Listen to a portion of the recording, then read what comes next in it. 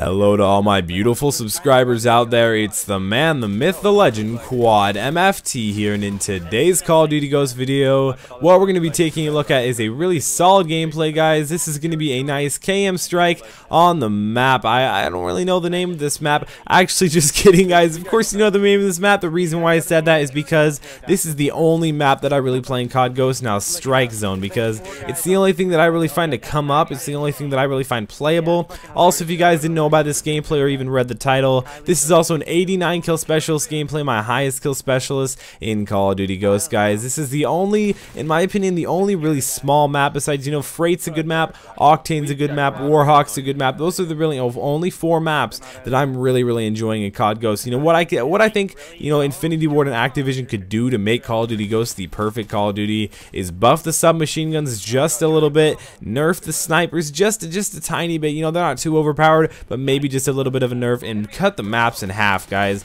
Cut the maps in half. It makes it so much better, guys. They did really well with all the custom classes. They did really well. I'm sure they're going to do really well on DLC. I'm sure there's going to be lots of small maps. The kill streaks are good. The way the guns work are good. I mean, they do kill a little bit fast, but what can you expect, guys? It's Infinity Ward. Either way, I do think that Call of Duty Ghosts is a really solid game, but this KM strike, it's a good one in my opinion. You know, it's not too slow. It's not really insanely fast or anything, but I do think that I also did play the objective pretty well. We found sort of a way that we can actually extend the game a little bit longer in domination is you can actually make the flags neutral so nobody else can get points. You don't, and the enemy team doesn't. So it can kind of make the game go on for a lot longer. It really lengthens the game. It really makes it a lot easier to get multiple KEM Moabs in one game. So I really think that that's going to be a really often used strategic way of trying to get more Moabs in one game. You know, I'm not necessarily fully supporting it, but I don't know. I used it in this game. It wasn't really, I mean, I don't think it gave me that big of an advantage. Even if we didn't use it, I still would have been able to get this KM strike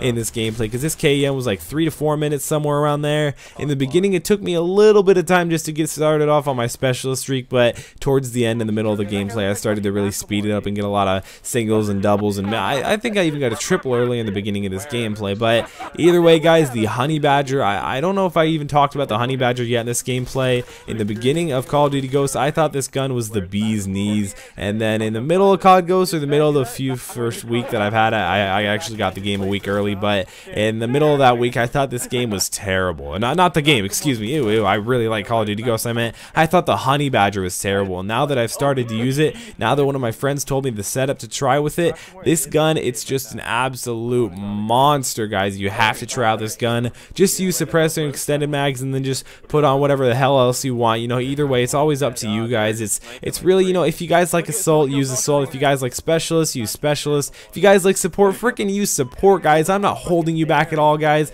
It's all completely up to you. I'd say just try out this gun, guys. It comes pre-silence, which in my opinion can really make a huge difference. It keeps you off the radar, which in the end, guys, staying off the radar, it really can be a life or death situation on whether you guys go on for that KEM strike or whether you guys get picked off on like a 12 gun streak just because they saw you on the radar. Either way, guys, I hope you guys really enjoyed this video. Lots of kills, lots of KM strikes. It's been Quad MFT. Make sure to thumbs up this video if you guys haven't already. That's going to help me get promoted, help me get a lot of exposure that I think I really need right now. Either way, guys, if you haven't subscribed already, that will really help me out too, guys. It shows that you guys want to see a lot more of my videos. I like seeing all you beautiful people. I love it when seeing you guys subscribe. That's probably my favorite thing. Right there, I pick up the KM strike. I wait a little bit to call it in because I didn't want to ruin my friend's time by reformatting the whole map, because if you guys didn't know, you will see this in a little bit. I call my KM strike and it completely reformats the whole map. Also, my friend in this game,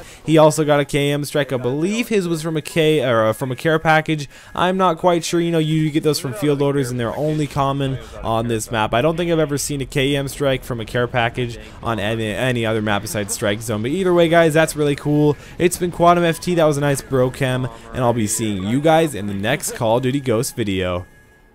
Dude, that was one of the best.